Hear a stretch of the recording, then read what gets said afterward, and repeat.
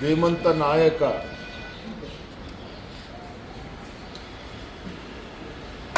ಮಾಜಿ ಮುಖ್ಯಮಂತ್ರಿಗಳು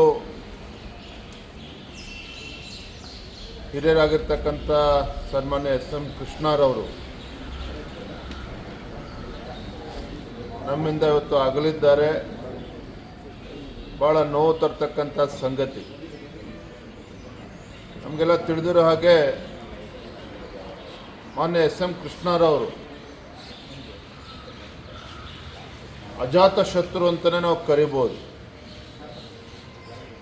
ಮಾಜಿ ಮುಖ್ಯಮಂತ್ರಿಗಳಾಗಿ, ವಿದೇಶಾಂಗ ಸಚಿವರಾಗಿ, ರಾಜ್ಯಪಾಲರಾಗಿ ತಮ್ಮದೇ ಆದಂಥ ಒಂದು ದೂರದೃಷ್ಟಿತ್ವವನ್ನು ಉಳ್ಳಂಥ ಒಬ್ಬ ಮಹಾನ್ ನಾಯಕ ಸನ್ಮಾನ್ಯ ಎಸ್.ಎಂ. ಕೃಷ್ಣರವರು. ಈ ರಾಜ್ಯಕ್ಕೆ ಅವರು ಕೊಟ್ಟಿರ್ತಕ್ಕಂಥ ಒಂದು ಅಪಾರವಾಗಿರ್ತಕ್ಕಂಥ ಕೊಡುಗೆ. ಈಗ ತಾನೇ ಹಿರಿಯರಾಗಿರ್ತಕ್ಕಂಥ ಎಚ್.ಕೆ. ಪಾಟೀಲ್ ಅವರು ಮಾತನಾಡ್ತಾ ಹೇಳಿದರು, ರಾಜ್ಯದ ಮುಖ್ಯಮಂತ್ರಿಗಳಾಗಿ, ಹಣಕಾಸಿನ ಸಚಿವರಾಗಿ, ನೀರಾವರಿ ಕ್ಷೇತ್ರ ಇರುವುದು, ಗ್ರಾಮೀಣ ಭಾಗಕ್ಕೆ ಅವರು ಕೊಟ್ಟಿರ್ತಕ್ಕಂಥ ಕೊಡುಗೆಗಳು, ಉತ್ತರ ಕರ್ನಾಟಕಕ್ಕೆ ಕೊಟ್ಟಿರ್ತಕ್ಕಂಥ ಕೊಡುಗೆಗಳನ್ನು ಅವರು ಸ್ಮರಣೆ ಮಾಡಿದರು. ಜನಾನುರಾಗಿಯಾಗಿ ಅವರದೇ ಆದಂಥ ಒಂದು ಉತ್ಕೃಷ್ಟ ರಾಜಕಾರಣವನ್ನು ಮಾಡಿಕೊಂಡು ಬಂದಿರತಕ್ಕಂಥವರು.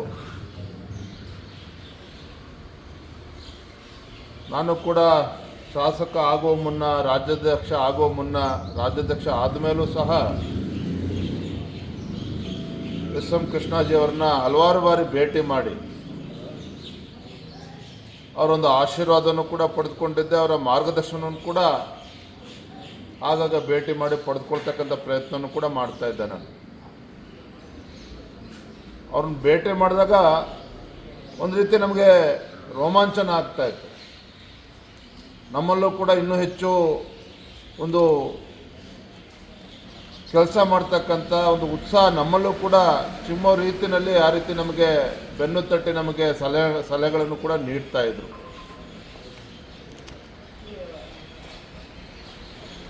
ಅಂತ ಒಬ್ಬ ಮಹಾನ್ ನಾಯಕ